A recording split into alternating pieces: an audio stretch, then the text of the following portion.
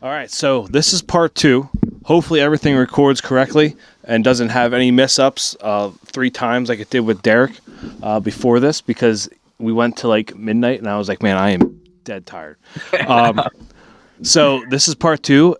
Danny is going to we're gonna break down the previous guest here. So we're gonna have Jake Belinda when he did Hacks and Hunt, the Buffalo one. We have the Every Outdoorsman with the rifle hunt with Brandon Miller up in the PA Mountains, rifle doe he got down. Lane Hausner with his buck he got this year. And then we have Derek, who films for Latitude Outdoors. And we see the first episode ever of Grit. So Danny's going to be sharing his screen, and it's going to be a little bit easier this time, because he's going to be stopping it when he wants to talk about a certain topic that or scene or whatever that he thinks is important for listeners to kind of like pay attention to and maybe incorporate into their way of filming. I'm trying to cue up this other video. Sorry if you can hear it. You probably could, right? Could you? No, I couldn't hear anything. Oh, sick. All right, cool. Because it was playing an ad, and I was like, no. Stop. Yeah. So you said the first, the Hacks and Hunt. That's the one that I watched first. Mm-hmm.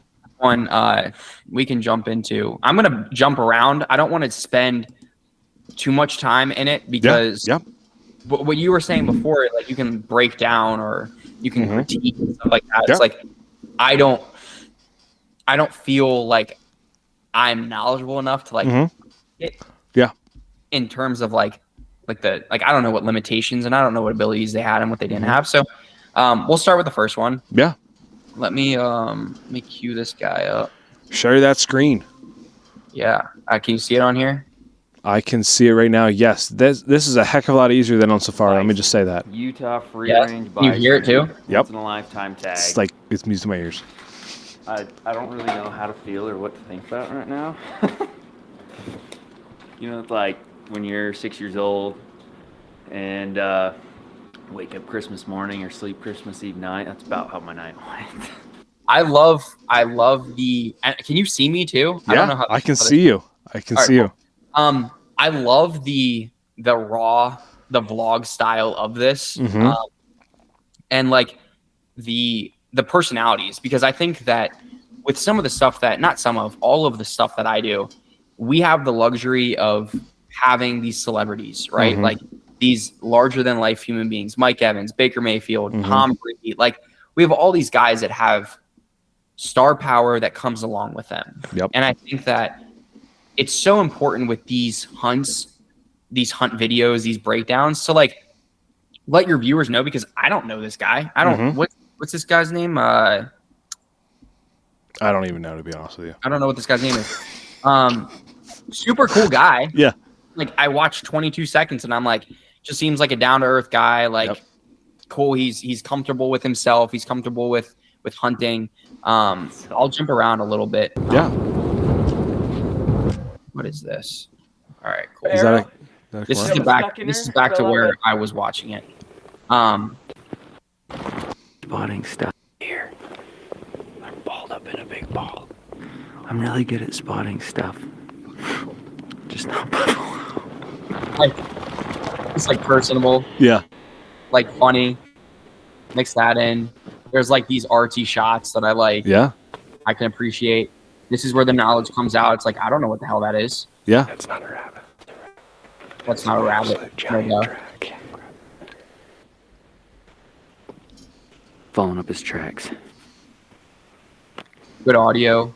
He was bedded, and I didn't see him, but he stood up. He's probably 12 yards in front of me. Stood up. Giant, but there's huge cedar in front of him. And he was looking my direction, but he couldn't see me. I drew, shaking. Took another step past his bed, and there was a teeny window through the cedar. I love this part. That I could see where a killable shot would be. If I, like, a prime shot would be a little bit lower. And I shot.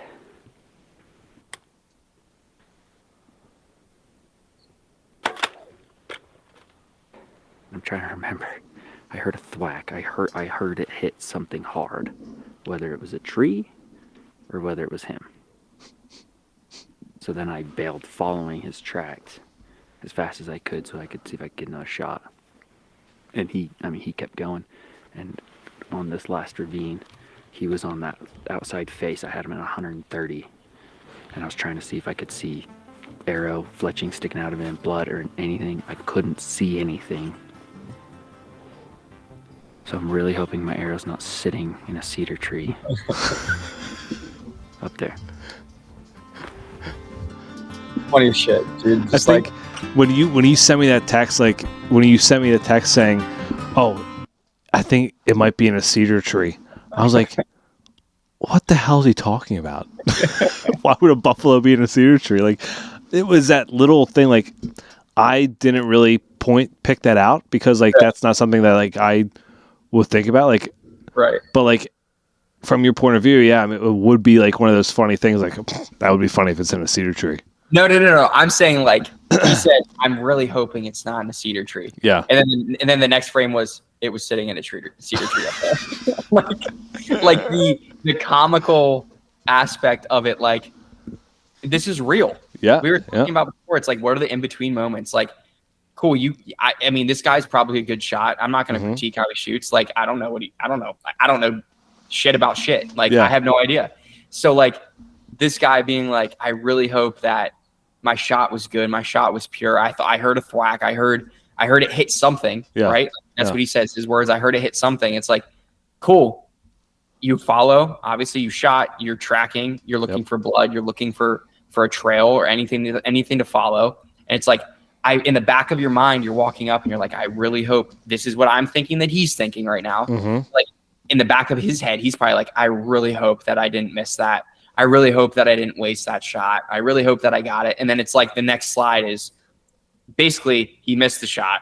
It's like, it's a very humanizing moment. And I think that that's something we were talking about before about social media, how dangerous it is to fall into this path of being like, cool. It's so easy to show all the good stuff. You want to see you want to see the hits. It's an artist. You want to hear their hits. You want to hear the best stuff. But it's like there were some flops in there. You know what I mean?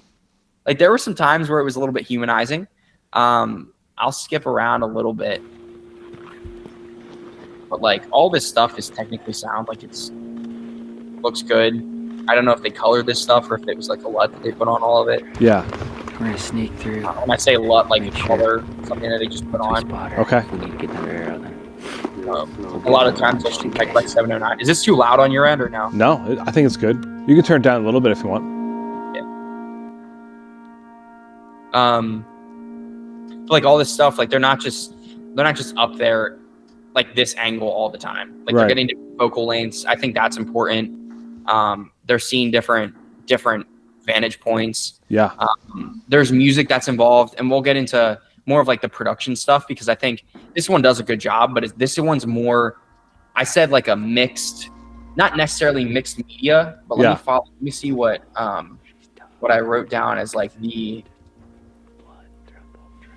I got a mixture of both. I mean, I don't know why I try to overcomplicate it. It's just between vlog style and cinematic styles. Yeah. I think this one follows more like the vlog style aspect. Okay. You get the beauty stuff like this. You get the difference where it is. It's teetering on the lines of cinematic because this looks like a higher quality camera. You can see the I don't know, the bokeh behind it. Not necessarily bokeh, but you can see the separation. You can see the focal length. It's a choice. Like you're focusing on this. You're focusing on your subject, not focusing on everything. Everything isn't in focus like a GoPro would be, where it's just a really high aperture where everything is just in focus. A wide open aperture. Right. But then you get drone stuff. Like this was a treat. This was interesting. I don't know how common this is in hunting these days. Obviously with the content game, like you can get a sick, you're tracking, those look like human feet maybe. Yeah. Like whatever, like a human trail, but like you can track stuff in snow with, there they are. You can track stuff in snow with a drone that you don't have to walk 2 miles, or you don't have to walk up a mountain, like a Right. side of a mountain. Like, you're afforded these luxuries where before we were saying about limitations, like limitations could be with gear and limitations could be with money, right? Like, but if you're able to do that, obviously, why wouldn't you? Right. Like, why wouldn't you utilize this stuff? Right. Yep. But then you have this moment where it's like just pure jubilation. It's like he comes up on his kill.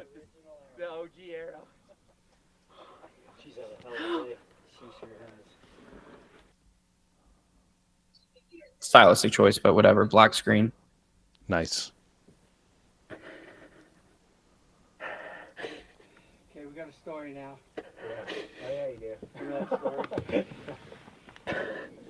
Story's done. It's like raw emotion, right? Yeah. Like, like you can feel whether it's like relief. You can get into like all the corny stuff, and I apologize. Like, this might sound super corny, but it's like he can now like provide for his family, where he can like he has security in the fact that like, I mean, he can provide for his family. He can put food on the table. A lot of the time, like, it seems like that's how hunting. Correct me if I'm wrong, but like that's how hunting and gathering like started, right? Like, 100%. And like for us in like the 21st century, right? Like a lot of the time hunters have other jobs or anglers have other jobs. Like they're not relying on this as their primary food source, but like there's still an aspect of that is true. And granted, you know, like there's people out there that live in remote places that this is the truth. They're not probably making content. Yeah, you know?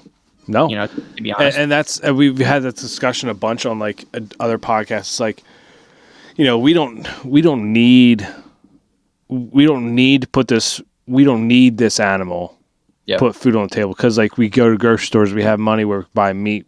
It's not a necessity anymore, but it's like we have this for some individuals. Like you have this deep burning desire, right, to chase after a wild animal. Like you have this thing that's deep down. It's unexplainable to a lot of people.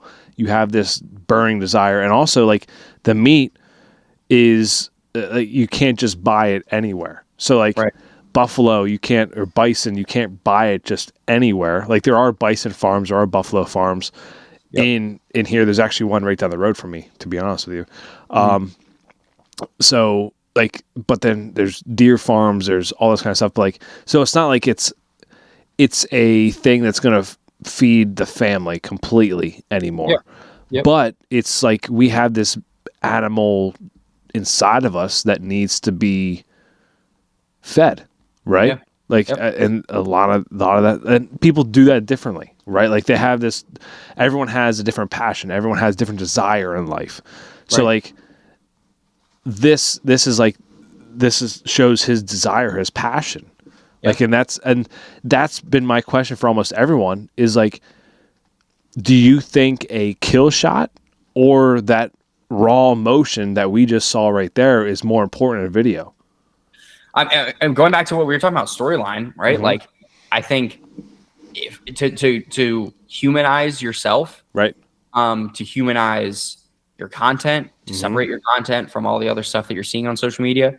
I'm not ingesting a lot of this content in terms of like, I don't see this style all the time. And I'm aware of that and I know that, but like seeing this raw emotion, seeing like whether, I don't know what's going through his mind in this moment. I don't know if he's like, all of that hard work is validated or all of the, I don't know if he scouted this back to what you were talking about in the spring. Maybe he came out there in the spring and was just like, I see this track, or I can see us setting up a tree stand here. Obviously, this is bison. So like, I don't know how that differs in terms of like tracking.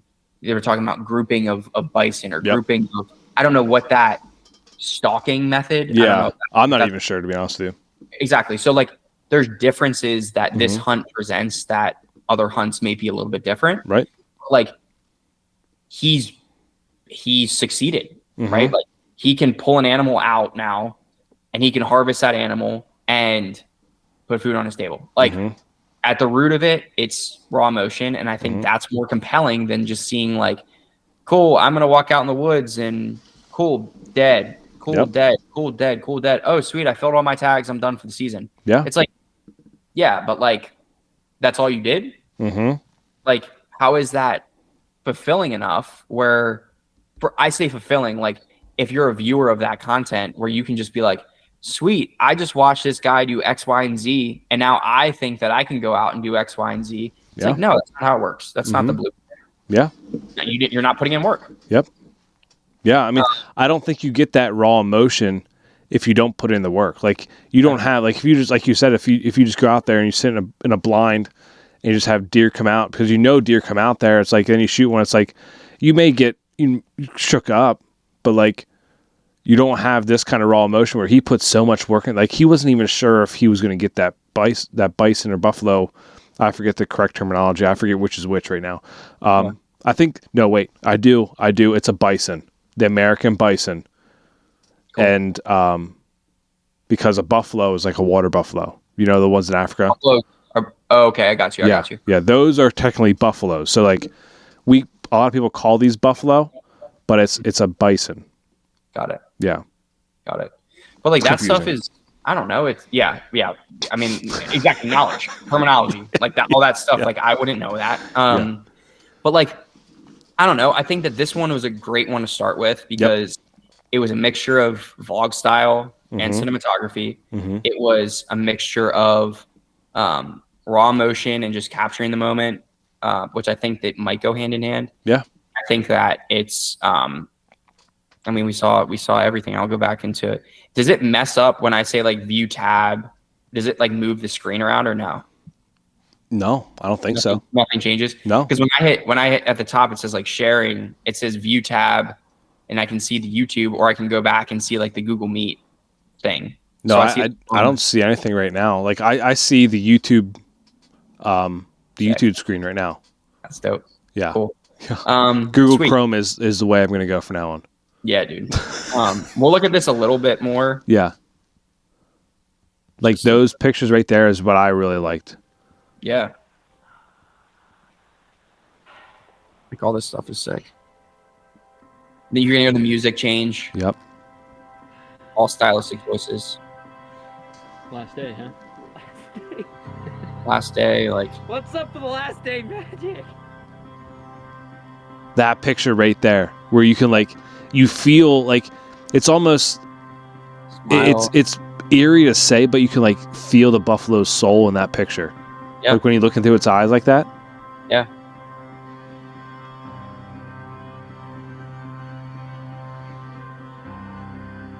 Like all this stuff is interesting for the people that want to see it, right? Like, however you break that down, it's. Excuse me. Like that was the shot it looked like. Like I don't know what they're doing here. Are they just lighting a fire? Or are they? They're making some meat. Cooking it. They're cooking some meat, so they can pack it out. Yeah. Like this is probably the most like rewarding aspect, right? Like.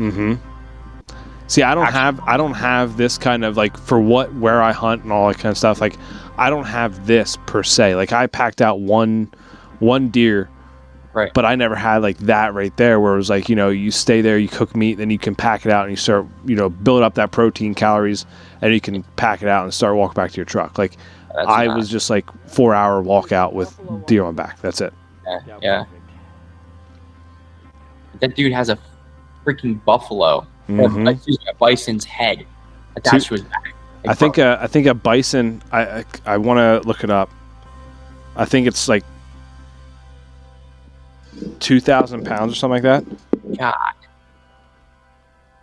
you have all your gear and you're throwing that stuff up on the back too. So an adult male can weigh between 1,000 and 2,200 pounds.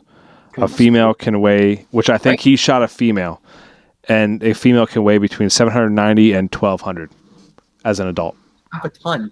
Yeah. That's crazy. Yeah. Yeah. Crazy.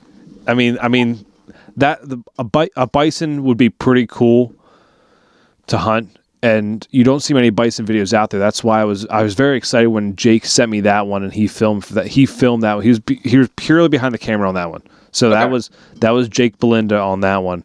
Gotcha. He films professionally. He owns and operates the Void Media. He does that one. So he self films as well, but he hasn't been putting a lot.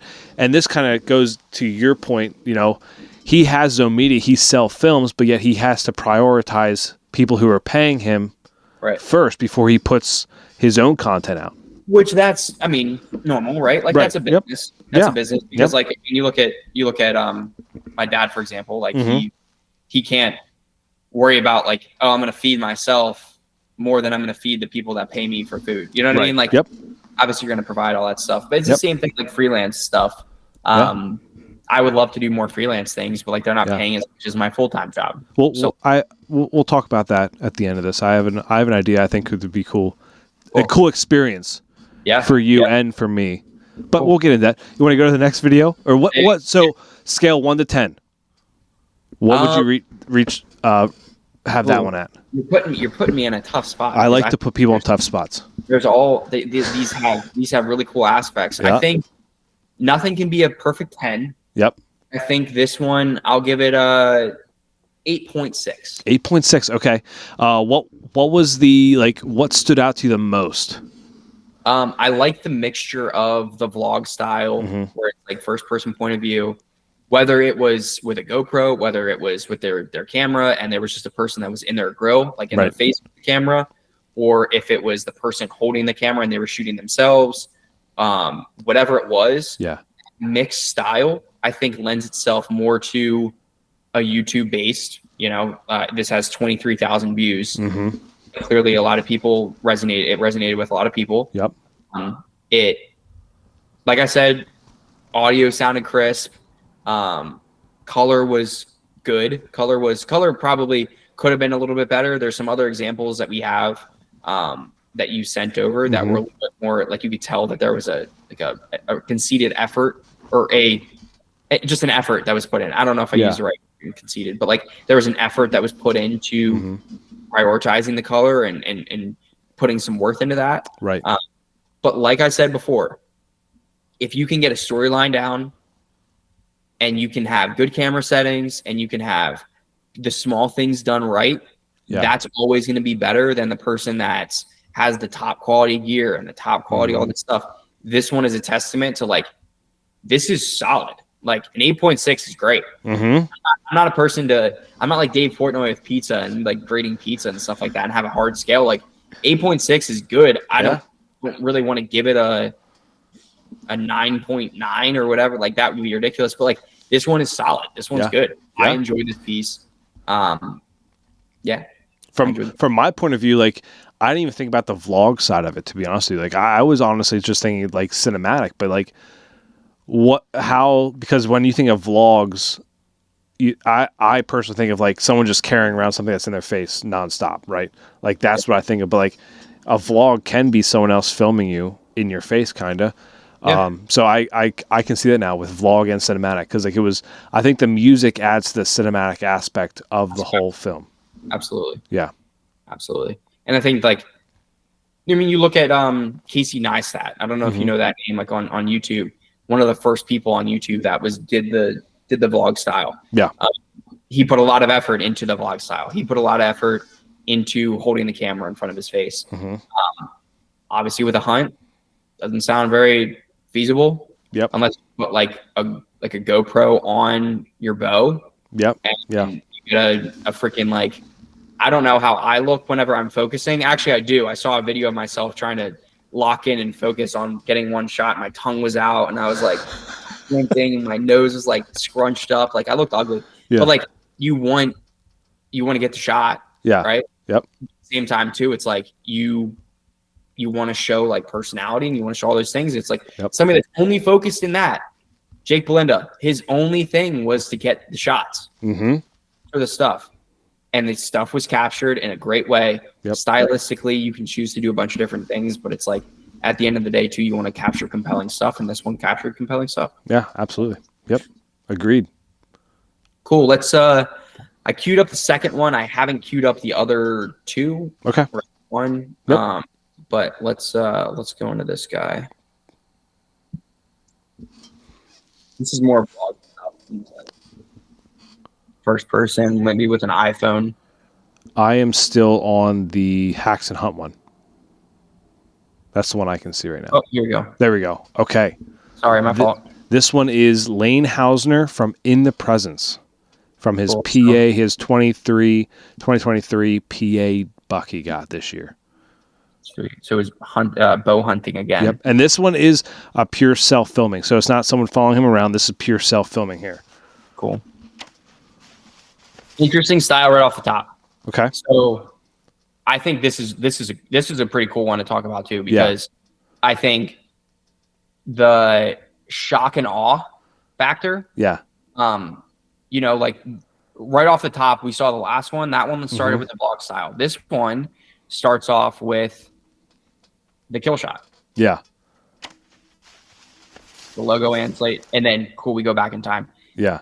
That is pure stylistic. Yep. Pure stylistic choice. Yep. It's cool. I'm going to hook you with the kill shot. I'm going to tell you why you should watch this video. Mm-hmm. I'm going to show you why you should watch this video. And then I'm going to show you why, or show you what I just showed you. Like show you what led up to that. It's right like there. it's a term paper. Yep. My boss says it all the time.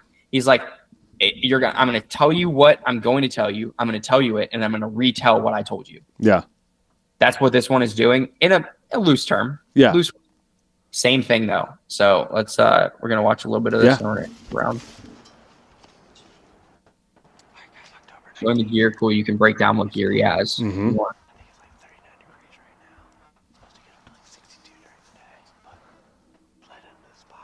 What else you can?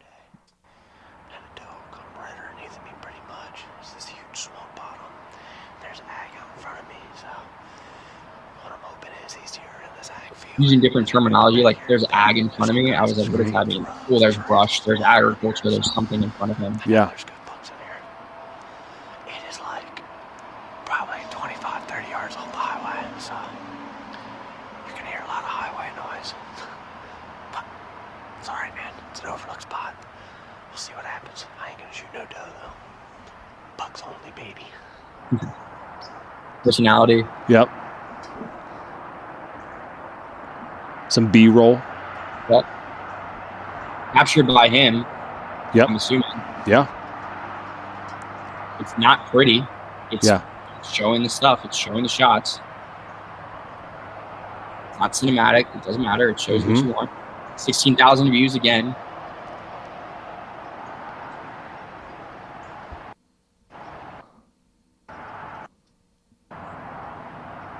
Jump around a little bit. Different angle. Oh Yep. my god. Oh, Why not? freaking Looking pretty YouTube good. commercials, Danny. Come Let's on. use Gen Recolor. All right, wait. Bring You it have free, or do you have No, the? I don't. Oh, okay. I was about to say. Well, you Adobe. Shout out Adobe. We talked about Adobe already. It knew. It knew, man. Yeah, seriously. Oh, you should get paid for that. What's going on Yeah. here? What the heck? Um, He will. This is cool. Insta 360. Yep. Unique angle. Yep. Super unique. All those flat earthers out here, they're probably punching air. The earth is flat, damn it. Freaking Kanye. Yeah. There. Bucks only, baby, he said. Yep. Bucks only. And like, look at that thing, huh? Yep. That's that. Yeah. He has a pretty nice camera. But look at that setup, though. Yep. Yeah. Actually.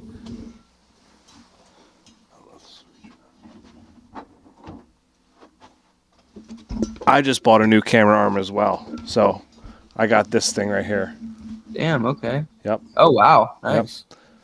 And then you have this that attaches the tree right there. Uh-huh.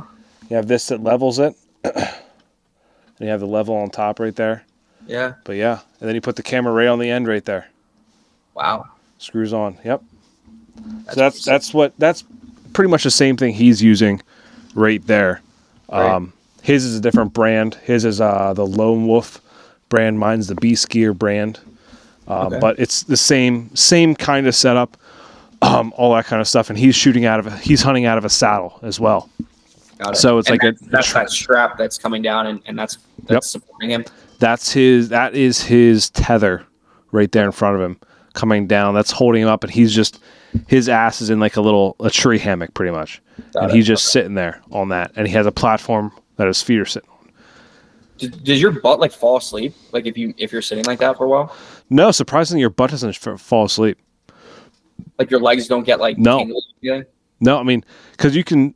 What I've done is like I put my knees like against a tree, take pressure off of my legs, all that kind of stuff, and then you can move around a little easier.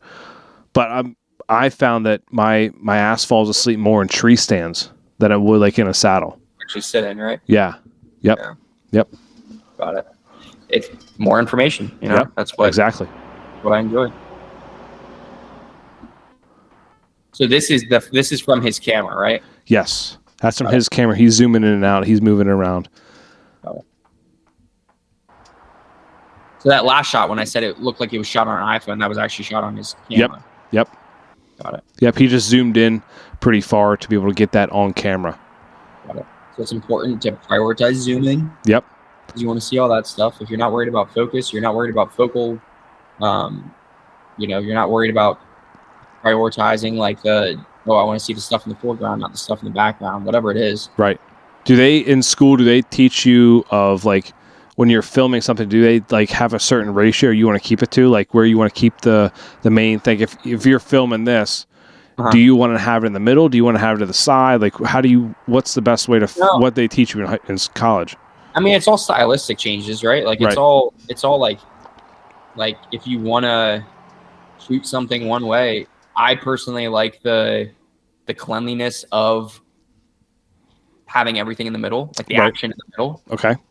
The only thing that we really talk about is like action safe and title safe. Okay. So in a frame, imagine if there's like two boxes. So you have a 16:9 frame. Mm-hmm. Again, a title safe that's on the inside. So on like older TVs, title safe was where you have to have, or where you should have your text. Okay. So if there's different formats that are being displayed on a screen, right, you can still see that text. Your text doesn't get cut off if it's a different format, or if somebody has a 4:3 screen, or somebody has like an old TV. Like if there's a bunch of old people, and they have these tube TVs, and the dimensions are a little bit different. It can't have a 1080p or an 8K screen or a 4K screen, and you have text on the screen, you'll be able to see it.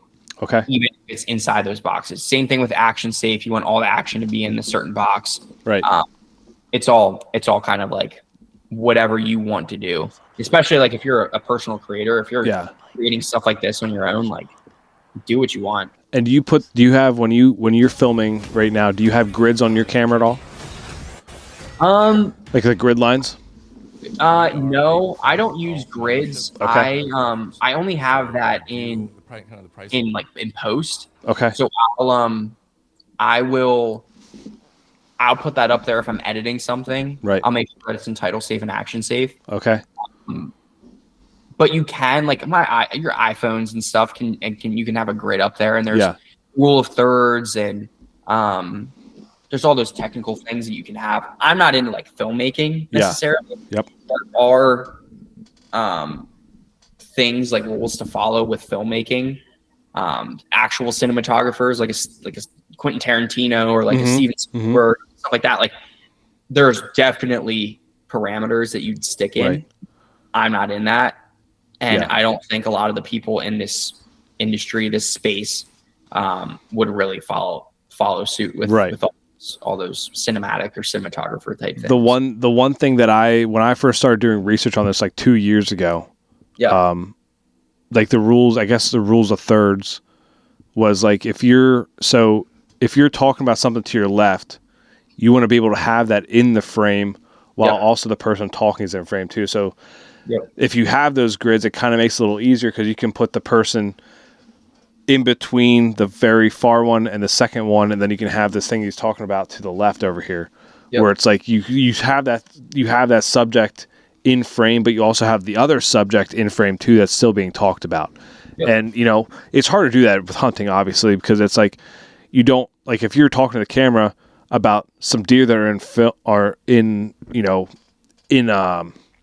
frame, like in your frame of view personally, you can't be talking to the camera and have them in the frame at the same time. And that's where the B-roll or overlap rolls come in play, where you can like, you'll be talking, but then you overlap what's going on. Yeah. And when you say B-roll and A-roll for people that are like, what does that even mean? Right. Traditionally, it's like the A-roll is what you're hearing. It's what you're, the main part of the content. So like what he's seeing, what you're seeing on screen right now, with this guy, this is A-roll. Yep. If he posted, or if he was talking about something and then footage came over on top of it, sweet. That's B-roll. Yep. Yeah. Exactly. I think that's commonly known now at this point, but that's an industry like just talked about thing that maybe if people don't know about it. Yeah, absolutely. But yeah, so we'll get into this a little bit more. And we'll jump around a little bit.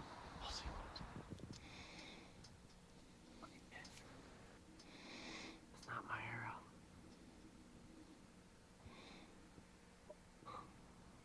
Yeah. Little Grim Reaper broadheads. Yeah. Oh my God, bro. Sorry for everybody that has to watch this stupid stuff.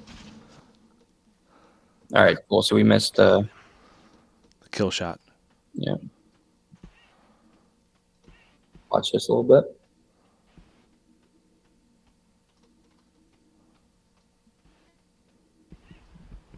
Oh, they're staying.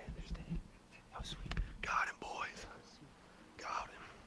And this is like that vlog type style where he's talking to the camera. Yep. It's first person. It's you can see he's holding it. It's not like it's on like a gimbal or anything. Yep. Which gimbals are awesome. I have one. It's raw.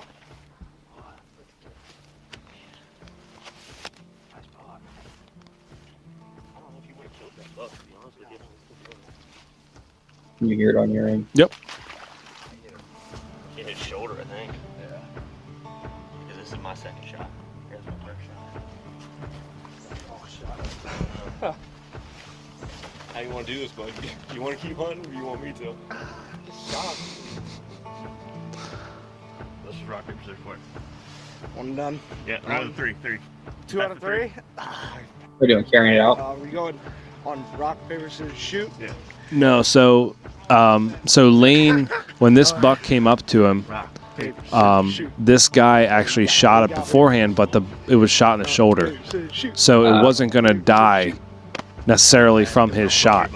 So Lane shot it, and this guy was also searching for the same time, and his buddy helped him, and then Lane finished this buck off, and then they rock, paper, scissors for who got the buck. You know what I mean? That's funny. I'm sorry, bud. Dude, we'll keep hunting. Dude, I'll send you. What's your number? I'll send you some pins, dude. Alrighty, guys. Here's my 2023 Pennsylvania buck. I'm tickled, man. Good 9 point. Man, Big old tongue sticking out. a Yep. wild day, man. I went in the morning, sitting there, right at first light. All of a sudden, here comes this buck. He's coming. I shot him at like 5 yards. Right at the last second, I thought I saw something blue sticking out of him. So, freaking shot him. He runs off. I'm like, not weird. So I kind of make my way back to the truck, but the bullet trail's pretty much right in the path of where the truck is. So, freaking pick up blood right away. And here's a blue Luminoc arrow, vector arrow. I'm like, huh, weird. So he definitely got shot. But Oh, that was the penetration arrow. on it whatsoever. It had like an Yep, inch of that was penetration, the other but I guy's didn't arrow. really Yeah. think the dude killed him. I knew I smoked him. Followed blood for a while, lost blood. I there was probably 8:30, 9 o'clock. Came home and I was in this little clearing and look up to my left. There's 3 dudes standing there. I'm like, you guys shot a buck? They're like, yeah. So they come down, start talking to me. He and his buddy trailed him. We followed blood down to this creek bottom. And there he was, bedded there like 30 yards. I didn't get the second shot on camera, but he stood up. I shot him again at like 25. And he was quartering away a little bit. I smoked him and he ran like 25 yards and piled up. And then all the buddies came over and the dude who shot the buck. And we did a little rock, paper, scissors deal for her, and I won. But honestly, I kind of feel like it's fair that I got the buck because I had 2 lethal hits on him. The dude hit him right in the shoulder. He would never have found this buck. He wouldn't have even killed him. I'm happy. 2023 buck. Filled, baby. But yeah, that's wild. I've never had any experience like that before in the woods, and I don't know, man. I hope I don't have another one like that. I guess it pays to be good at rock, paper, scissors, shoot. There you go. Yeah. Like it's All right, I guys, hate thanks for to be watching. like the person that says it's corny as hell, but like it's perfectly imperfect. Yeah. Yep. Like there's personality. There's the vlog style is the first person. It's a stylistic choice. There's a story because of the story, and I think it's also unfair of me to be like, oh, there's a story in this one because like, sick. There's going to be a story in every single one of these if that's how we go. It's not. I'm going to look up the other piece whenever I'm talking. Yeah. There's always going to be a story because every hunt is different, right? Like I think that's something that I'm going to keep saying is like get the storyline and get that across first. Yep. Because I think that's important, and I think that adds more value for people to watch it. Yep. But like this one has a unique story, right? Like it's different. It's multiple days too, and I think that's something that I'm not saying like take for granted, but like a lot of the time too, it's you're going there on a weekend where you're. This is from my point of view. I'm not saying that like this is for everybody's aspect, but like you go out there for a weekend and you go out there for a night, and cool, your experience in the woods that one day is different than the next day. Yep. And you're getting all that stuff, and I think that showing all of that is interesting. It's certainly interesting for me. Absolutely. But like, because I think whenever people go out, it's one day and then they go home and cool. Yeah. They're good. Yep. You're not wrong. Yeah. But following, I think, is important. Following up on it. Absolutely. Yeah. And that's kind of like going back to part one, like my plan for like filming the whole season. So then that way you have those multiple days. Like one day I might not see anything, but then you have the emotion of not seeing anything, or you see what actually happens on those days. Like, cause there's days where you go out there, you don't see anything. So it's like, that's real life situation. Like it might not get the 24,000 views or the 16,000 views. Like it might not get that much, but it's the raw stuff that you don't usually see. Right. Like as long as, and that's the big thing that I want to convey to everyone is like, as long as you like it, that's what matters. Like if you put something out there and you're like, man, I feel really good about that. I like how that turned out. Yep. That's what matters. Now, if you're getting paid by a company, then it's like, okay, I got to put something else that's good because they need to like it too. Like it's different. There's like, there's different levels, right? Like if you're being paid, it's different. You got to meet standards. Yep. Yeah, absolutely. I think like, I don't know, this one, very different from the first video that we watched. Yep. Like, I think it's the stark differences, something I'll say for the next two as well, because I haven't seen I watched 3 of them. I watched a little bit of this one, the first one, and then I watched most of Grit. Okay. I didn't watch the next one that we're about to see. Okay. But all valuable. Yeah. Let's get into. What would you rate this one, scale 1 to 10? I said perfectly imperfect. Yeah. I'm gonna give this one 7.4. Okay. All right. Okay. A little bit less than the last one. Yep. I like the production quality that went into the last one. This one has its positives because I think that it consistent story throughout, interesting story throughout, personality. I learned a little bit about the gear that he had.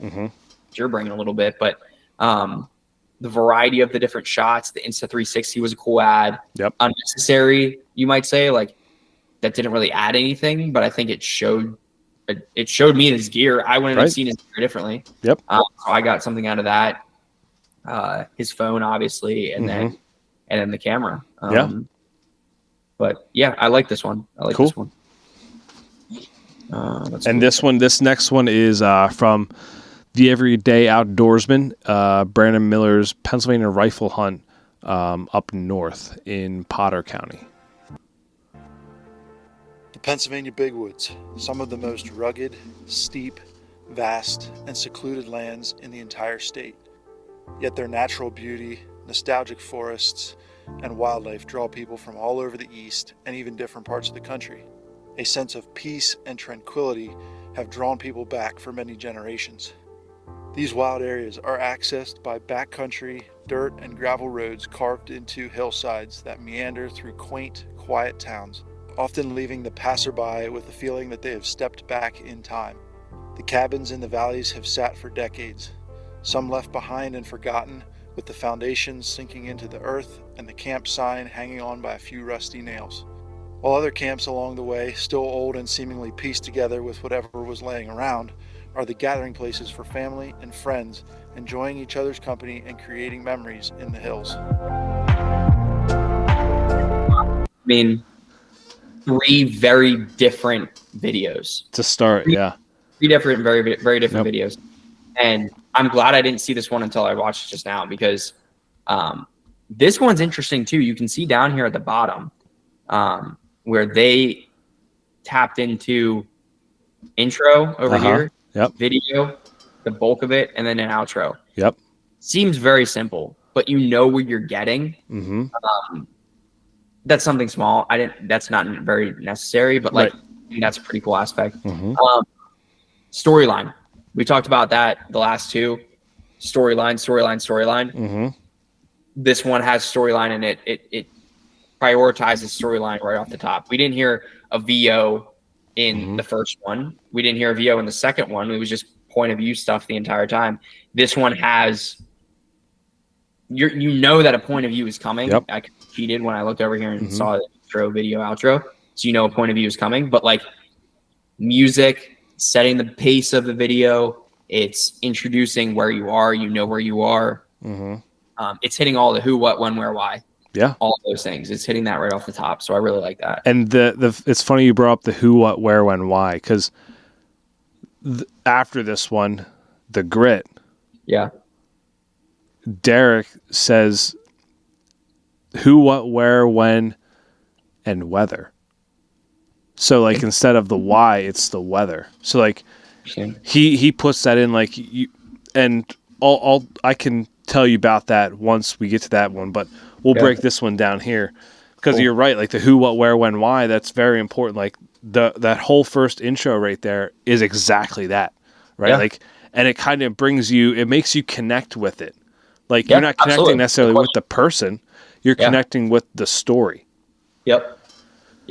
And I think too, like, I mean, we talked about in the first part how it doesn't matter what you have. Mm-hmm. Like, it doesn't matter if you're shooting on an Arri camera, or it doesn't matter if you're shooting on a Sony camera or whatever it is. Like, this looks like it was mostly shot on his phone. It was actually it's a 4K camera. Cool. Well, egg on my face. Egg on my face. Sick. Yeah. Awesome. Yeah. But like, it doesn't change the fact that he made something compelling, right? Like, he made something that is worth watching. He started off the video. He did all this stuff. Like, it's worth a watch.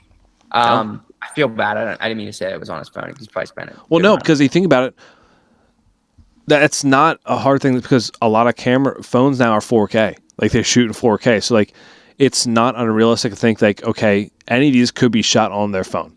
Yeah. Like, it's very possible. I have a freaking, let me see if I can show the camera. So this right here is the iPhone's camera. I'm shooting in ProRes right now, right? Yeah. Like, this is normal with a baked in color. Yeah. Right? Yep. This is ProRes, which is log. I showed you the first time. Now it's not going to freaking work. Okay. It's fine. Yeah. It's flat color. Oh, it's flat color. Whatever. It's flat color. It's it's a flat color. You can build up the color from scratch. Yep. From scratch. And coloring might not be something that a lot of people do just because it takes up a lot more time. You want to be quick with it. For sure. One weekend, you want to post another weekend, whatever, week to week. But but that's something that, I mean, like, that's really cool. I like that. Yeah. We'll keep going through.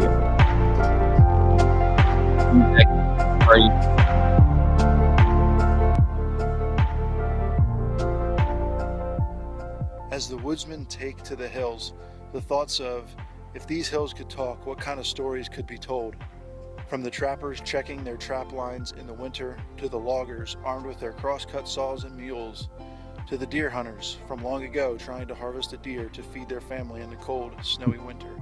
While the land seems to be unchanged year after year, the stories, the memories, and the traditions continue to flow, and that's why, once you have stepped foot in these hills, you'll never want to leave, and you'll always want to come back. Adverse Form, our industry Great commercial to lead into that. First Form, what are we doing here? Huh? Kill the vibe. Oh, another.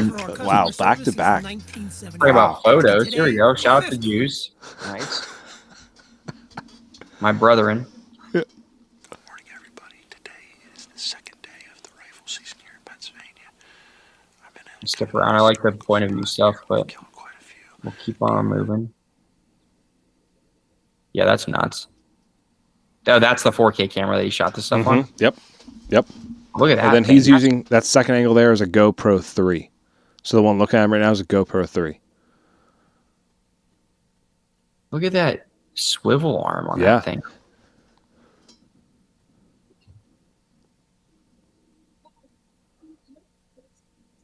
It's like the respect I have now looking at this stuff, like how you're shooting this. These guys have been doing it for like 14 years now. Sheesh, yeah, 103,000 subscribers. Yeah.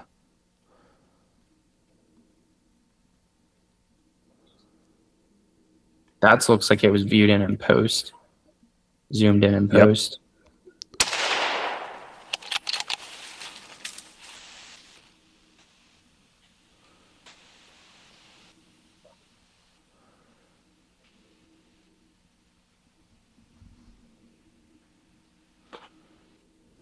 That's sick. And that's the importance of having that second angle there. Like, that's what I've realized too, is like the importance of the second angle is very important, how you set it up to look at you. Because like in a situation, like he had that first shot, right? Like if he missed that shot and the deer ran the way it did, he could have had a follow-up shot to take another shot at that deer, and it still would have been caught on camera for, for the channel. That thing's like, bro, what'd you do? Isn't it like they have such emotion in their face? Yeah. Like that thing probably just watched mom die. Yeah. It's kind of eerie to say, but no, it could be. It's better than watching a coyote eat your mom alive, right? Yeah. Oh, yeah. Or a bear or something like that. Yeah. Hit by a car. Yeah. That's crazy.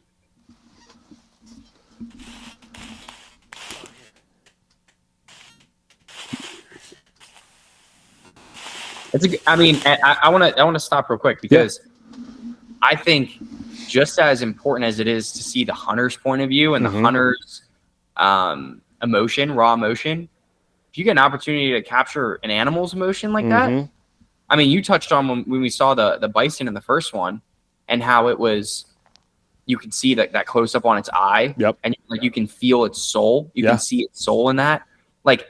That's something that's also very slept on. Yeah. Where like, and I say slept on, like maybe, I mean, you brought it up, so it's not slept on, but like the aspect of it carrying weight to a otherwise not emotion, overlooked kind of. Yeah. I almost like from a human's point of view, or an outsider's perspective in my spot, it's like, cool, you're going out there to feed your family for sport. Because it's a pass down, it's like a legacy thing. You want to, stay in touch with your ancestors, stay in touch with family, or whatever your reason that you go out there is. You can focus on that, but it's also there's different perspectives along the way too. Like there's the animal's perspective, all of the things that in the universe you can get really philosophical and be like, in the universe, like you were in that spot when the deer came in, and like you were meant to be in that moment and to harvest, like to kill that animal, like all those things that come into play. It's not just a YouTube video, or it's not just you're capturing a moment in time. Like it's a time capsule of something that happened in your life. Like that's why our parents, we were in that age where they had camcorders and they would record us growing up, our first steps, or the first time we rode our bike, or the first time we scored a goal in a sport that we were playing. All of those things, it's equally as important if you're a hunter, because then this is how you pass that down to the next generation. That was very corny and very philosophical and maybe unnecessary, but I think at the same time too, it's like this stuff is important. Like at the very core of it, the very root of it, like it's important. Yeah, I mean, everyone holds a different value to different things. So like, filming isn't necessary for hunting. No, it's not necessary. But like you said, like we film our first steps, we film our son, daughter's first step. We, recitals, football games, basketball games, like everything like that. Like graduations, walking across stage, we film that on our phones. Like if it's something that's going to be important to you, like, I've harvested a deer every single year that I've been hunting. So it's like, is every single deer important to me? Yeah, it has a different value. It has different meanings. It has, different stories behind every deer. And that's the cool thing about watching these videos. Like, you might watch 3 videos of a doe being shot, but then like, that's just 3 videos that you have no connection to that. But then you have ones like these 3 videos right here, and it's like you build some connection to that person, to that animal, whatever. Yeah, that moment of time. Yeah, if you have some connection to that moment in time too. Yeah, it's all those things are very valuable. To what we're talking about too. Yeah. Yep.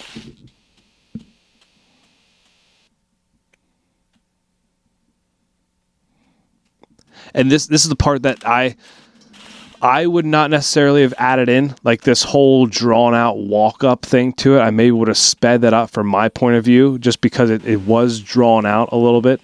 Or just honestly, you can just back and forth, not cut it. Like I'm not saying like cut it completely. I'm saying more it's like, cool, you shot the doe, you get all that other stuff, and then cutting to the next shot, and this is the next shot. Yeah, maybe, or just like there's parts where you can like speed up walking up there, like you just speed that up a little bit. Like that's how I would do that. Like it gets like after that initial shot and the deer running and all that kind of stuff, the excitement, it gets a little slow. Like I'm sure if you watch the graph of like how the video performed, you'd probably see around this time frame, you'd see a good drop off. Because this you saw the kill already. Right. And it's just, to me, like these guys are awesome, but like this part here, like I imagine when you get to 100,000, you still want to put effort in, right? Like it's still something you want to do, but yet also you have 100,000 views. Like when you're pumping out videos, like sometimes maybe you just don't want to edit it down completely like you would when you're first trying to build up. Right. Yeah. And I mean, to be very clear, like this is the first time I've ever seen this. Yeah. Guy, but like you're at 103,000 subscribers and you have 8.5 thousand views on a video. Yeah. It's like, why? Like, why? Yep. What's the reason behind that? Yeah. And that's interesting. Maybe they made a video before and it blew up, and you go to their page and it has a ton of views, but it's like maybe their content has suffered because of exactly what you're saying. Yeah. Where it's like, that beginning part, like that intro, that was freaking phenomenal, with the intro, with the talk over, with the sceneries, with like the passion behind it. Yep. If you carry that through the whole way, if you have a good story the whole way through, like that intro, you get, it would blow up. Yeah. Without absolutely. a doubt. And I think that it was sustained a little bit. I think he mentioned in the beginning, like you see the hunting cabins and you see all these things, and that's where stories are made, and then all of a sudden he's alone on a hunt. It's like that video was sick. Yeah. But it's like it didn't play into anything. Yep. Like it didn't. I don't know. It's a very interesting And like this is new too. Yep. This style of like ending it kind of and well, watch no, another video. more of like how they implement here. Clearly, they're into the YouTube algorithm. They have 130,000 subscribers, but like they're hitting this stuff where it's like you can click through and you can at the end. Oh, of course. All right, sick.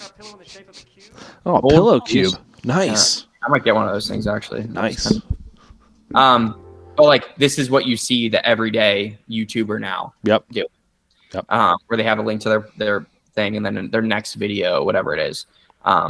Cool stuff, but I think that if you set the bar, you said it perfectly. If you set the bar pretty high in the beginning, and you don't sustain it, and it just falls on its face, it's like, and I'm not saying this video fell on its face. I'm more so saying that like you set the bar and then it just like kind of like went down.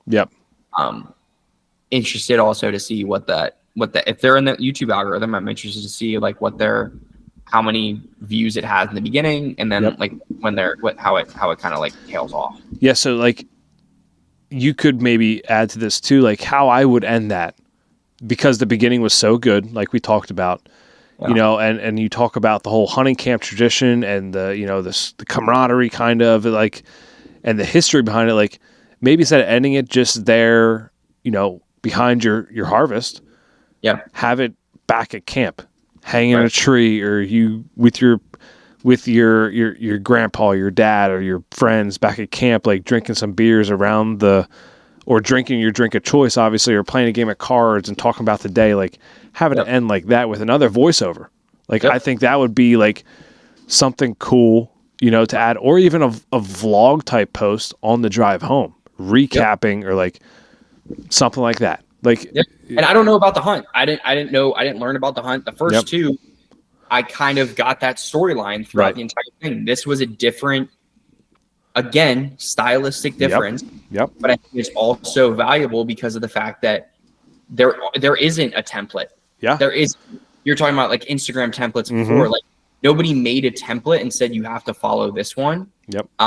This one breaks a framework that the first two didn't. But I was really looking forward right off the top when we had that strong intro. I was looking to sustain, and we only saw the kill shot.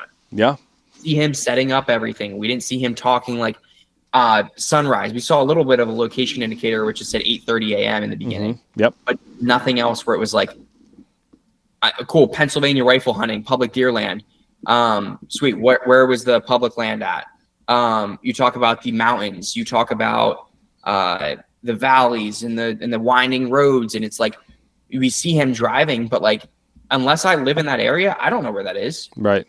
Cool. So you can be in the Allegheny Mountains, or you can be in the Poconos, or you can be in I don't know, you can be wherever you are, but it's like you can find a niche. Like, cool, I was in I don't know if Dover is even a place, but like I was in Dover, PA. This is where I was. Cool. If you have hunters now that live in that area or that you can connect with, they can be like, sick, I've hunted these lands before. They can comment on a video. I hunted these lands before. You should check out this ravine, or you should I don't know how much gatekeeping there is in hunting. And that's that. I see where you're coming from, but that is the big issue. Is like you put this stuff out there, and if you say any town you're at, or people will, like I've done it too. Like people will look into the video, and be like, okay, I know where that's at. I'm gonna go hunt there now. Like people, we have a lot of spot chasers. I'll put it that way. So like you don't necessarily want to say the town you're in or anything like that. Like maybe like you could drop the county, you could drop little hints here and there, but like you don't want to give away the territory, put it that way. Because that's something that I didn't know before. There's definitely spot stealers out there. Like they will 100%, they'll watch YouTube videos, they'll see where a big buck was shot, and they'll try and like decipher by like a certain tree or certain backdrop that be like, okay, I'm going to go here now. And if you had that spot for like 5 years and you put a video out and someone else finds it, or they know your truck. Like I took the decal off the back of my truck because people started to know who I was. And I was like, I can't have this anymore. So like that is a big thing in the industry. Right. Okay. Yeah. That's interesting. Yeah. That's valuable. That's valuable stuff. Yeah. Yeah. In case you ever get into it, you know? Yeah. Well, I mean, now, shoot, maybe, I don't know. Gator hunting. Maybe I'll just watch all this stuff. Yeah. I'll just be a game warden. Jesus Christ. I'll be an op. Yeah. That'd be sick. So what would you rate this one? Scale 1 to 10. Don't be too harsh. No, I know. I'm not going to. I'll give it a flat 7. Flat 7. All right. Okay. I'll flat 7. All right. It could have been it honestly could have been one of the best videos we've watched in the last night. Mm-hmm. Could have. It could have been. You're right. It could have been. But I think it tailed off, and I think it's third now. Yeah. And I've seen Grit, so I already know that one's probably gonna be 1. So hell yeah. It's gonna finish 4, I think. Yeah. But yeah, let's look at Grit. Speaking of that, Once you pull it up, just right off the top, sick. Like first one that we've seen, kind of like introed with cinematic-esque. Mm-hmm. Let's just watch it first. I'm getting too ahead of myself. One day, this marketing guy named Corey told us our content sucked. So we decided to hire him. Guess we're living off gas station pizza for the week, so. Then he told us we needed someone to film and produce the content, and that's when we hired Derek. I don't know if we're gonna survive. Alex, I'm sorry if we don't get to you today. See, my partners and I are obsessive whitetail hunters, and that's why we started this business. But we're passionate about the product, and to be honest, we couldn't care less about the marketing stuff. We did see value in sharing how we test product, though. So we agreed to try this content thing as long as it didn't interfere with how we like to hunt. be careful. And this is the story of how that went. Like, you could put this on Netflix. Yep. And I'd be like, sweet. Yeah. I'll watch it. Yeah. Like, it's almost like have you played Grand Theft Auto? Mm-hmm. Yep.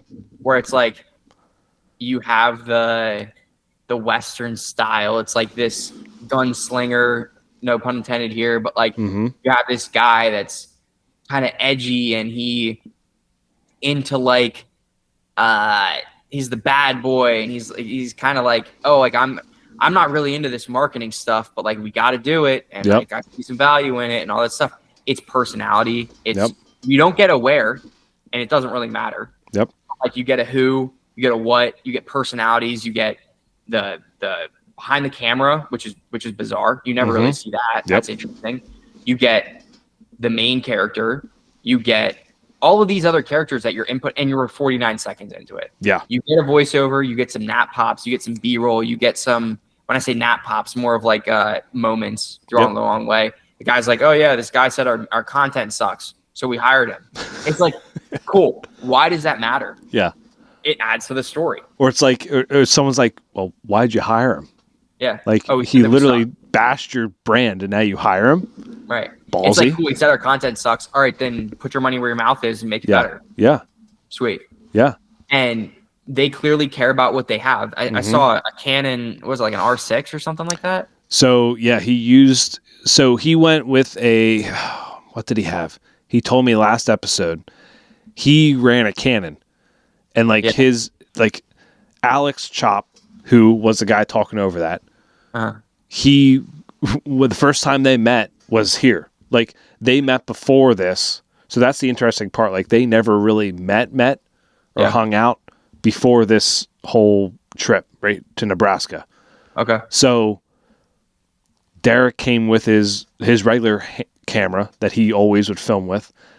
And Alex was like, here's a bin full of cameras, use this stuff. And it was all Sony stuff. So he had to pretty much adapt on the fly. Interesting. So who did you talk to about this stuff? Derek. Okay. Yep. He's the guy that he's they the main hired behind the camera. Yep. He's the main guy. He shot and he also edits this too. He has a few other people helping him too, but he's like one of the main guys behind this. Yeah. Gotcha. Cool. I mean, they're using Tilta, like a cage. Yep. Like with this, I don't know if you can. Yeah, I can see that. Yeah. It's like Tilta cage. Yep. this looks like an external monitor, but it also might be on the Canon camera. I'm not really familiar with an R6. Yeah. I don't know what lens, but like a cold shoe with an external mic. Looks like a Rode mic. I think it's a Rode mic. Cool camera arm again. So though, we agreed like, to try this unique angle as long as it didn't. This isn't a. This is clearly like a DSLR or like a mirrorless camera or something. Because you can see like the color profile. You can see a little bit of like the on the outside of the lens, like a little bit of warping. So maybe it looks like a wide angle lens. Yep. This doesn't look warped, but like at the top too, it's a little bit warped. It looks rounded almost. His head is warped. Exactly. Yep. So that gives me a little bit of feeling like maybe it was a 16 to 35 lens or an 18 millimeter lens, whatever it is. Right. Interfere with how you can see here, big banding or big, not banding, big warping over here. Yep. This is the focal point. That's fine. we like to hunt. Yeah, like that camera arm looks like good quality stuff. Yep. This is the story of Maybe there's a little bit more money involved. Yeah. And when I say a little bit more money involved, they said that they're not big into the marketing stuff. So it's like, what are you into? Right. Are you into just hunting? If you're into just hunting, you have 13.5 thousand subscribers. So like, that's pretty good. Mm-hmm. You know, like that's good stuff. What are you into then? If how you're that went. I like this one a lot, so we're gonna watch this one a little bit more. Yeah, I like the whole series. I think you should watch the whole series, honestly. Adobe, damn it! Like, what is this? You got to do DaVinci, man. But they embraced it. I guess. Also in camp with us were our good friends Andrew and Thomas. Andrew hunted with me, and Thomas teamed up with Corey. And honestly, we didn't care if this trip was a total failure. This is one of those things. Aspect like the truck breaks That down. being said, our low expectations became reality a little quicker than expected. Personality. Is it rubbing? Or does that sound okay? We'll see if we get anything coming out of there and win. So, all right, let's keep moving. How do we get this mic off? Good quality gear. And if you took a hunting trip to Audio hell, I sounds imagine great. it would feel a lot like this. It was hot, it was dry, and there were ticks everywhere. My partners, Kevin and Jake, spent the week hunting hard, but ultimately came up empty-handed. Yeah, there's a bunch of poison ivy. That's a good one. Your Like- access is terrible. All this stuff. When I was talking about, I think I said like limitations or anything like that, or not limitations, but like challenges maybe. Is like maybe a knowledge barrier. Yeah. With sure.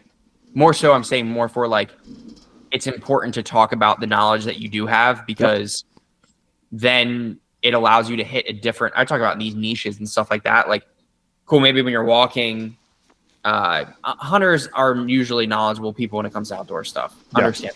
Yep. Like, if I'm trying to get into the game and I wasn't an Eagle Scout, I wouldn't know what poison ivy looks like, poison sumac, whatever, all those other things. It's like, I don't know what that looks like. Cool. Maybe I'll look into it after I see that guy say, oh, well, that's poison ivy right there. Sweet. Little stupid stuff like that. I understand.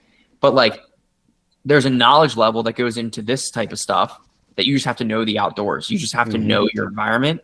Whereas for me, I just have to know the game of football. Like anticipation, they're going to throw the ball on this from this side of the field to this side of the field. The ball can't go behind you. If the ball goes behind you, it's either a fumble or guy's an idiot and running backwards. Like there's different things. And I think that with the differences and similarities in these industries, I think it's important to have, you can separate yourself by being very knowledgeable.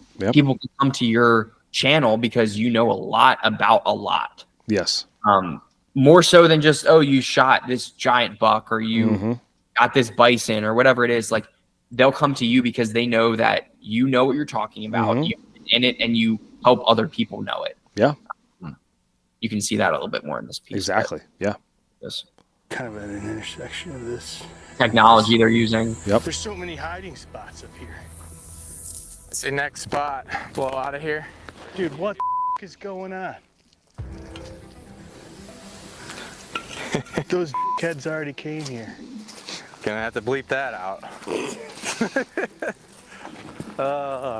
And Corey and Thomas ran into some issues of their own. The truck broke down.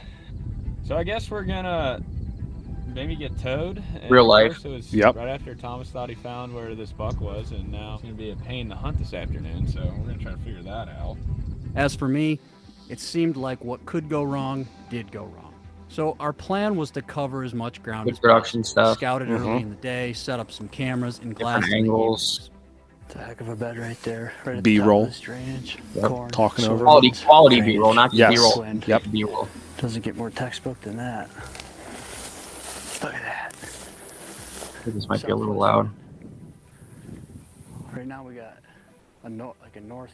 You're gonna all be bedded right on this edge on the southwest wind. Oh, not doing that. My fault. We got Jesus Christ. Desperation How's set that? in that led to a blind stalk into the only swamp we'd seen for miles.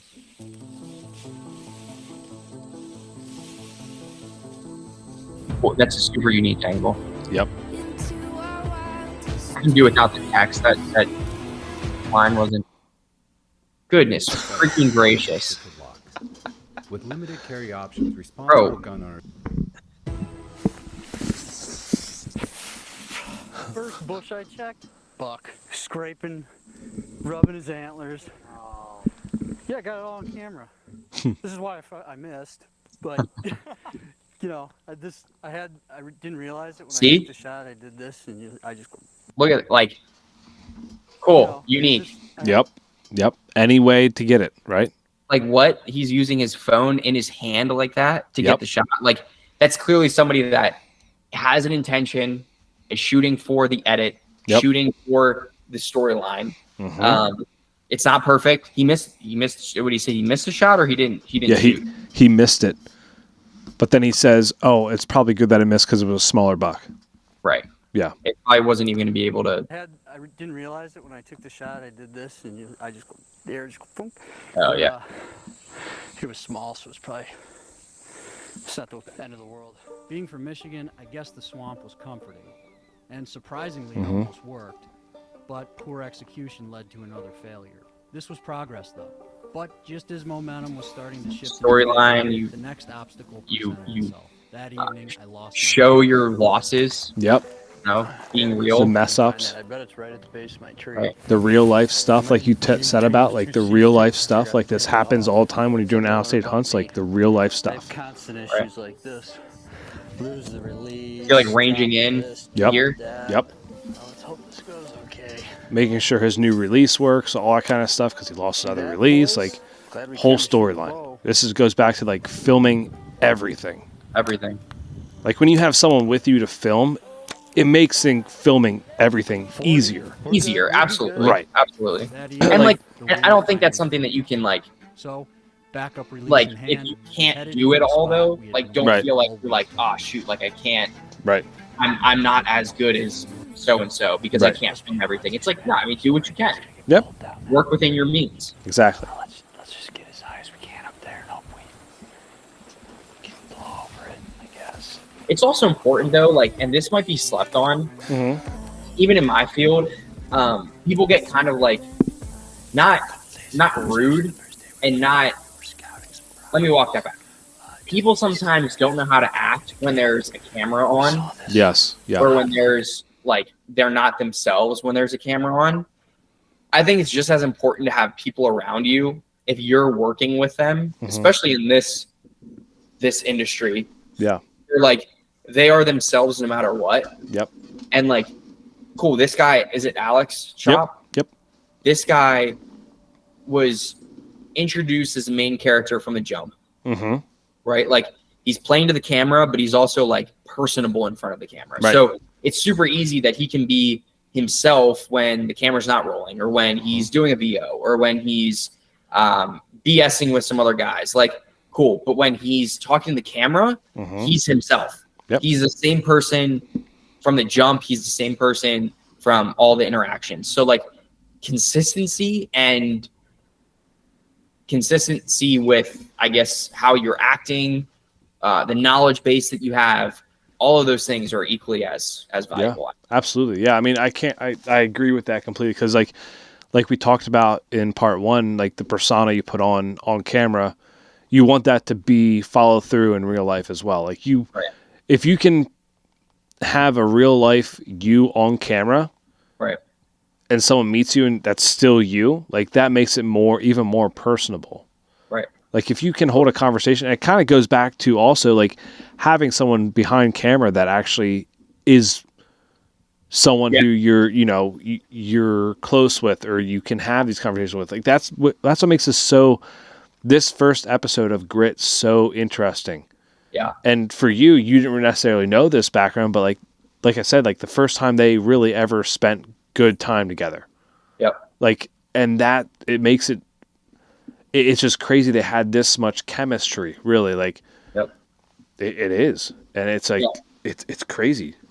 I think that's something that I slept on a little bit when I said that. And I say slept on because I think it's easy for me to be like, oh yeah, it's important to have somebody in front of the camera because, it makes your job easier. But like, that's also negating the fact that the other person on the other end has to also be able to hold a conversation, be a normal human being, be a cool person to hang out with, because a lot of these hunts, like they're not out there for 2 hours. They might be out there for 10. They might be out there for 12 hours. Yeah. Sunrise to sundown. Like you're with these people all the time. But so if you can't hold a conversation, then you're going to expect that person to talk to the camera like that. It's like, no, that's not fair. Yeah. That's not fair at all. It's not realistic. So knowing that this is their first time together, like that's impressive that they have this chemistry. First time filming together. Like they worked together because Derek was, he had another YouTube page that he worked, and then he was hired by Latitude Outdoors, which is a saddle company, and brought them on for this media stuff. And this was their first like season together. They now have, I think, 3 seasons under their belt now together. And it's getting more and more. So this company is a like an outfitter type, not an outfitter, but like a it's a saddle company. So like they made their own saddle, they make their own sticks, they make their own platform to stand on, sticks to climb the tree, saddles like we talked about with Lane with Into Presence, like he was in a saddle. Like they make the saddle, they make all the stuff that goes with the saddle, and they were primarily just they had a YouTube page before Derek and Corey came on, but once Derek and Corey came on, then they really dove into it. They had an Instagram page, they had all that kind of stuff, but like once they came on, then it really blew up. Do you see that as a common thing in this industry where a company like this that would make gear or anything like that has YouTube channels where there's personalities that are using their gear? Yeah. There's personalities that are like, so that's a common thing. That's not like, it's a common thing now, put it that way, because there's so many companies out there. There's so many saddle companies out there, tree stand companies, bow companies, trail cam companies. I mean, you really name anything you can hunt with, and there's a bunch of companies out there that are popping up and they're making their own gear because there's a lot of money that can be made in it right now. Absolutely. It's a multi-million-dollar industry. No question. But yeah, I mean, you see more because like I podcast, YouTube's, in social media, like if you're not on those channels as a company, like you're not gonna really like you could word of mouth is good, right? But like this is the way everything's growing now, right? So like companies will reach out and be like, I want to make media better. Like I had the interview with Kinsey's for that media position, like. That was their main pitch, is like they wanted to grow the media side. They wanted to grow the YouTube, the social media, all that kind of stuff. Right. And so they wanted to hire someone to do that. And then like you have this aspect of it, similar to all the other ones, Rob. Yep. That's a good start. Man. Oh, I can't believe he's in What's the fuzz? What's that? That's velvet. So like before they get hard horned, like all these on the wall right here, they have velvet on there. So like when they're growing, the velvet is growing like a nail, almost like a fingernail. It's growing, and then they rub that stuff off. Got it. Okay, so when they're rubbing, they're just rubbing that velvet off. And there's actually going to be blood when they rub it, because there's veins inside there that helps it grow. Okay. Yep. And they shed them every year. So antlers are shed every year. That's a big. Hunting is important. Your because it your teaches sister, us about my wife, gets on me because sometimes I say horns. Yeah. So horns are like what horns don't fall off every year. Right. So if you see a longhorn, those are horns. Yep. And they just keep growing and growing and growing and growing, like fingernails. But antlers are more like bones. Got it. So they will fall off because new antler growth is growing in as well. Gotcha. So that's what that is. Gotcha. So for that one there, what would you rate that one, scale 1 to 10? It's the most consistent across the board. I think I'll say like a 9.3. Gee, wow, okay. I'll say like a 9.3. I think that might be the most. If you could, I don't want to say like that could be a good template, a good barometer for what if you were getting into the space. Yep. And if you had somebody to look at or somebody to shoot for, I say like to shoot for, like to aim for, to like you want all of their stuff, all of your stuff to look like that. Yep. I think that's the one that you should look at. Yeah, I agree because when they came out with that, I told them this too, like at the outdoor show and even Derek last week. Yeah. I said like there's like the hunting public is like the one everyone knows about. Even like non-hunters know the hunting public because it's like it's a huge brand. Right. But then I told him, I was like, dude, it's the hunting public and Latitude when Grit. Like when the next episode of Grit's coming out, I was like, I couldn't wait till next week because it was that good. It just kept you coming back to it. Are these guys in PA or where are they located? They're out of Michigan. Oh yeah, okay. The Yep. guy said guy said Michigan. Yep. Yeah. So I mean, I think I said from the jump though, it's like that could play on Netflix. I think. Yeah. I 100% agree. I think there's a market. I think that a lot of people are doing a lot of different, and this might sound like super convoluted, but like a lot of people have their own formula for this type of content, right? For sure. But like, if you can do things well, if you can do all of the things well, that's even a bigger plus. That one was one that did everything well, I think. Yeah. And it's consistent. It set the bar. I think the last one that we watched, it has the followers. Yeah. Like it has subscribers that they clearly did something right from the jump. Yep. Like this one, 13.5 thousand subscribers, and I understand that maybe it's new in the game. I say maybe new in the marketing and the video world game. Yep. If they can keep that going, there's no reason why they can't get 103,000 subscribers. Yep, I agree. Yep. Like there's knowledge base, there's personality, there's storyline, there's cinematography, there's vlog style, kind of. And that mixed, I like to say that first style, the first guys that we watched was more vlog style, was more that type of stuff. Yep. But that first one, equally, I think I gave that one an 8.6 or something like that. Yep. That easily could be up there too if they had. I don't know what those two. Okay, let me say this. I said 8.6 and 9.3. Yep. Like both of those could be way closer. I agree. So like the first people, cinematography was there. I think the cinematography might have been, dare I say, a little bit better in the first one. Yeah. This one, but it was more consistent with this one than it was in the first one. Yeah. It was almost like so with the first one, it was very clean cut and all that kind of stuff. Like there wasn't like choppiness. There wasn't anything like that. Like I think the reason that the Grit was the first episode was so good and continued on. Yeah. Cause it was raw. It was to the point. It was a good story and it was choppy. Like there was points where it was like, it was flashy. It was like in your face kind of. Yeah. It made you keep looking at the screen. Coloring was good. Yep. Another thing that I think the first one lacked. Yep. It was consistent coloring. Yep. There was different angles.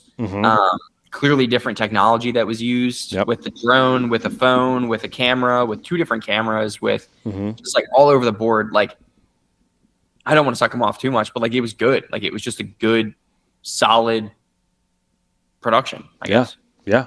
Yeah. And having the backstory of like that was the first time they shot together, like that's Yeah. cool. Yeah. And clearly it's doing well for them because they're still together and it sounds like they're still shooting stuff. So yeah, they are. They have some awesome stuff coming out. That's for sure. Okay, so one question that's been big and it's big across the board for the audio. Yeah. So for you personally, would you recommend a shotgun mic or a lapel mic? If you can do both, okay, that would be awesome. Yeah.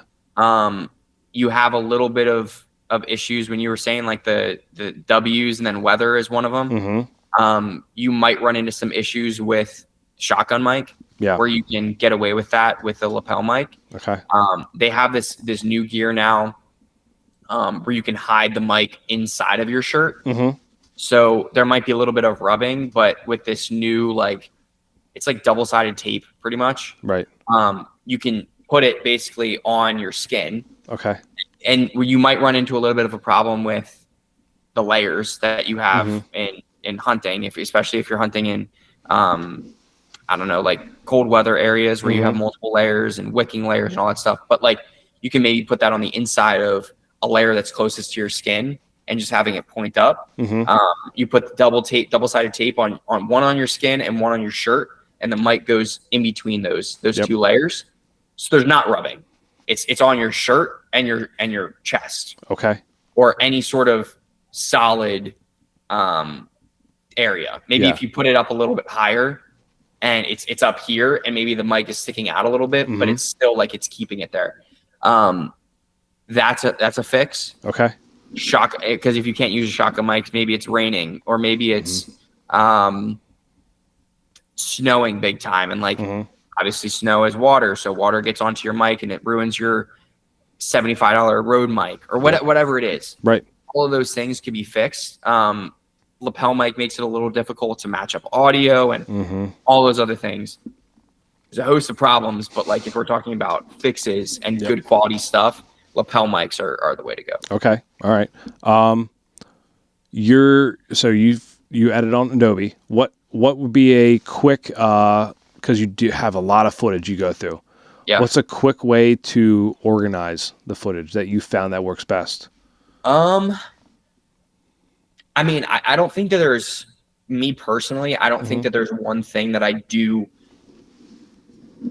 more than another.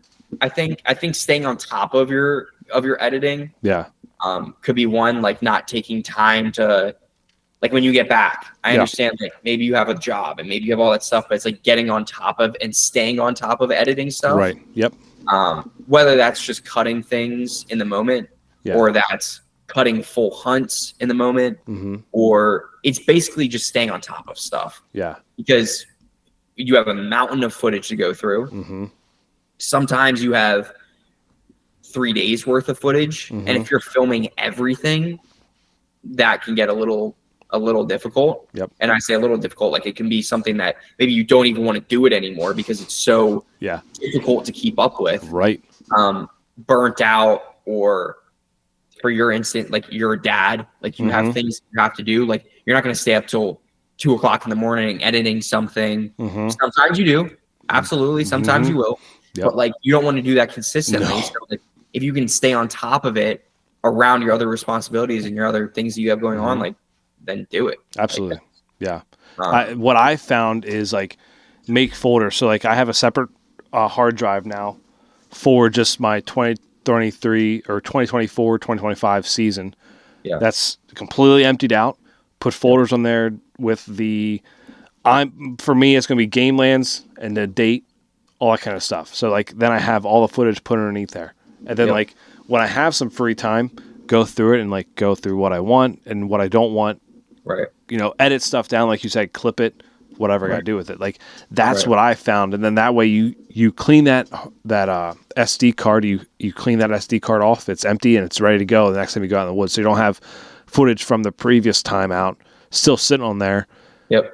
And then you got to be like, okay, well, and then maybe you run out of room And it's like, exactly. Crap. Now and I gotta. And you get a beast. Yeah. And you're like, oh, I'm out of card space. Yeah. Then you got to use your phone. You got to like hold your phone like he did with a phone on his recurve bow, and like you miss one, and it's like, you don't want that happening. So like you said, if you get back late, take your laptop in, just export it onto there quick, and just go from there. Or like you said, do a late night. Like it's gonna suck to stay up a little late, but like if you have a family like I do, like you gotta make, if you really want to do it, you gotta make time for it. Right. And you said it before. It's like, if you want to put the effort in, you're going to get the effort out. Yep. Like it's going to show. Yep. And if you don't put the effort in, like that's what you're going to get out of it. Yeah. Yeah. I agree. So my question now, I think I want to test your skills. Okay. I want to test your video skills. All right. I want you to come up here for a weekend. Okay. And film me hunt. And then you make the video. Sick. I want you to make the video. I want you to, from start to finish. It doesn't have to be put out, like it doesn't have to be like one of those quick turnaround things, right? Like it doesn't have to be like, oh, next weekend, Right. But you make the video, you do everything about it, you get the credit for it, you get everything. That. I have I don't have the best camera, but well, no, I could rent stuff. I think the best way to do it, archery hunting would be hard because you need deer close to you. I think come up for a rifle hunt. Let's say Thanksgiving weekend. It's I would love to. It's gonna be difficult with my season. Yes, I would love to. Yes, I would love to. I know. But I think that would be cool. We can, if it has to be an archery season, it has to be late season. It has to be rifle season sometime. Yeah. I think we have to. I think we should put your skills to the test. I think that'd be dope. I think that'd be really sick. And we can take the camper. Yeah. We can do that. We can, I have tents. We can do that. I think that would be a very interesting test. I think so too. I think that what's interesting to me is not even like the actual shooting, because I'm confident in that. Like I'm confident in, I could put a mic on you. I could just like walk with you. I've never gone on a hunt before in general. Like I've never been hunting before in general. So like I think that aspect would be cool, but it's more of like the prep that goes into it. Yeah. Like I would need have you ever seen those things called jackeries? It's like a mobile, I say mobile. It's like a generator kind of. Okay. It's like you charge it up and then you can just carry it around with you wherever. Yeah. Like if we slept in a tent, I would need one of those things to charge up all my batteries for the next day. Cool. If it's really cold out and your batteries shit the bed, what are you going to do? Yep. It's like all of those things, the prep work that goes into it that I don't know yet, that these people, the limitations, you talk about limitations and you talk about roadblocks that you might have to overcome. The weather is one of those main things. I go out and I can put on rain gear. I go out and I can charge. If it's cold out, I can go charge my batteries at halftime. I can put batteries on charge before the game, and they're in a warm, controlled space. Yep. You do that on hunt. Nope. Like, you're putting that against your body heat you're putting that against your body for body heat. Like it's a completely different world. And something that would be really fun. I'm down for that. That sounds so much fun. Yeah, I think we'll have to figure out a date. We'll have to figure out when works best, because I know you have a wedding or bachelor party out in October. So I mean that wedding in October, bachelor party in May. So okay. So October, that's archery season, so you don't have to worry about that. All right. But if we can figure out rifles 3 weeks long, if we can figure out even if it's during the week, it's as long as it works for your schedule and my schedule, right? We can do it. Like I think it would be pretty cool. Even if we do it local here around the house, there's a place 40 minutes from here that we can go and do that. So like, it's not necessarily we got to travel somewhere. It's we can stay at the house here and go from there. Like I think it would be pretty cool. That'd be crazy. Like I have all the camo, I have all the stuff you would need. Right. It's just the matter of I think it would be cool to have someone who has never filmed a single hunt. Yep. Who films professionally in the NFL. Yep. To come up here and to,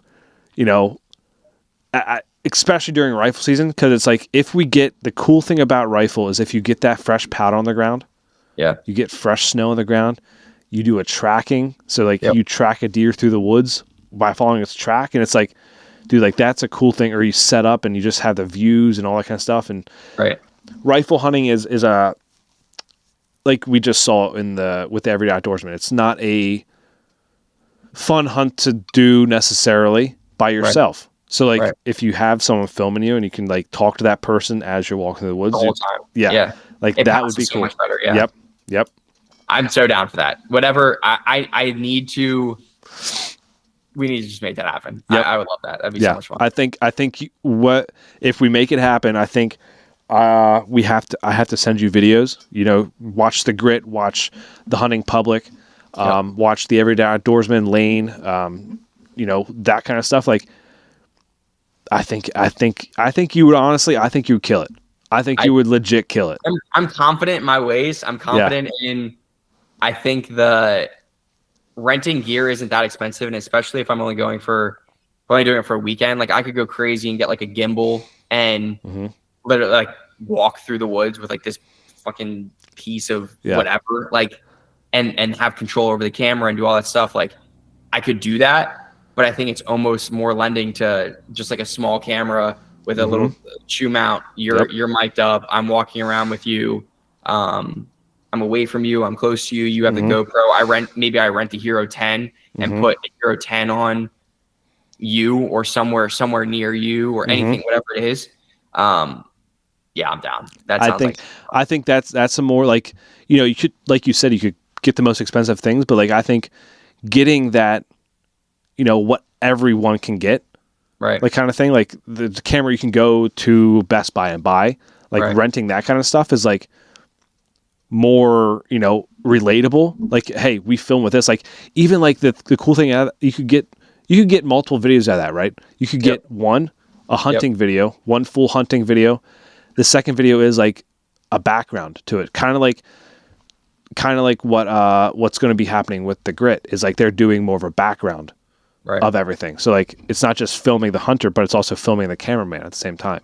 So like it'd be a pretty interesting feat to do that as well. Like then you can get background.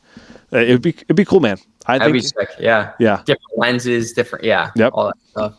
Yeah. I think here's me saying just use the stuff, and I'm like thinking, oh, I'm gonna do this entire production. So, like, I'll just go back on everything I said. No, but I mean, but that's the cool thing, right? Like you're big, you know, you gotta go big. It's If it's a test, I gotta show up with the right equipment. And you know what happens? Like if you film something it's pretty good, right? Then we do it a yearly thing. I hope that that would happen. I hope that and even like other people hit me up. Hey, bro, go down here. Like, dude, I don't know. There's much. I don't think there's much Florida hunting. Oh, you'd be surprised. Is it boar and stuff? No, there's whitetails too, in the swamps. Okay. In the swamps, there's iguanas. There's alligators. Iguanas? Yeah, they're like coyotes up here, man. You can hunt them year round. Sheesh, I didn't know that. Yeah, I think if you I know you'll get good footage, all that kind of stuff. But if you put together a good video, edit a good video together, dude, you might be. I would edit something clean together. You might find a new career path. I'd be down. The nature stuff, like freelancing, stuff on Netflix. Oh yeah, the stuff on Netflix that you see, like the nature thing. Remember when we were watching that at your place? Whenever I was up there for William's birthday, like all of those things that I connect with. That I'm like, that would be super sick to shoot one day. I'm like, oh yeah, like when will that happen? It's like, oh, that won't ever happen. It's like, I don't know. Like it could. Yeah. I mean, think about it. Like, I mean, this is, you know, if you get in a freelance, so if you widen your like a whole knowledge base, right? Like you do read their realtor side right now, you film houses, all that kind of stuff. And then you do the NFL. If you get into filming, you know, you don't necessarily have to film hunts, but like if you are good at filming in nature like this, dude, you could get your own business, freelance, like Jake Belinda has his Void Media. Like you could go around filming just anyone, anytime. Like it doesn't have to be one specific type of genre. And that's that part of things. As true it is, I'm like, the freelance world of like not knowing what your next job might be for a few months. You're editing something and you're living to edit and you're editing to live. Yeah. Like that stuff freaks me out. Like I don't know how I would handle it. I would want something consistent but with more flexibility. I think that's what it would be. I agree. Yeah, I don't think I'd want to do that either. No, I think I would probably be stressed all You'd the want to time. be hired on by a company that freelances for other people, right? Yeah. Like that's what would be ideal. And I get paid on a consistent basis, Right. but like I'm not getting paid by project. Right. That's that's what it would have to be. Yeah, Awesome. For me, I don't know how it would be for other people, but cool, man. If you want people to follow you, drop where they can follow you at Instagram, social media. If you have, I know you do some stuff on the side. Like if they want to reach out and you do some stuff on the side, like let them know where they can find you at. Yeah, editing. I'm open for literally anything. But it's just Danny Beck, all underscore DANNYBEECK. Pretty much on everything. I think my Twitter is uppercase Danny Beck and then like with an underscore at the end. But yeah, I don't post as much as I should. I know I sent a few videos to you, Cody, of kind of like some examples of stuff that I've done in the past, and the most recent example was for My Cause My Cleats. I'm coming up with a few videos that I'm on a new project right now. We actually just shot with Chris Godwin on Monday. Okay. And he's big into film photography. Yeah. So we went around Tampa and we shot. He shot a bunch of pictures on film. Yeah. And we had a Ronin and we were walking with him. It was a 3-camera shoot. We had an interview with him, a sit-down interview. He got his film processed. It was a really cool shoot. And that's stuff that's going to be coming out soon that I will definitely post, because it's a project that I didn't have necessarily like a part in planning the project, but it's going to be a really cool piece. So I'll be posting that probably within the next month or so. Okay. But to keep on the lookout for that. Cool. Cool. Like I said, I really appreciate you coming on here. Yeah, it was, interesting because, you're not a hunter. So like, I was like, you could have said no. Yeah, no, dude, what are you thinking? Come on. This stuff is cool. This stuff is intriguing. And like I said before, like I feed off of other people's passion, and I'm not going to say like it motivates me to learn more about what that person is passionate about, why they're passionate about it. And now seeing all the passion that those 4 videos even showed, like that's stuff that's really cool, and it's intriguing to me. Yeah, man. Cool. There we go. Boom. Pause. Sweet.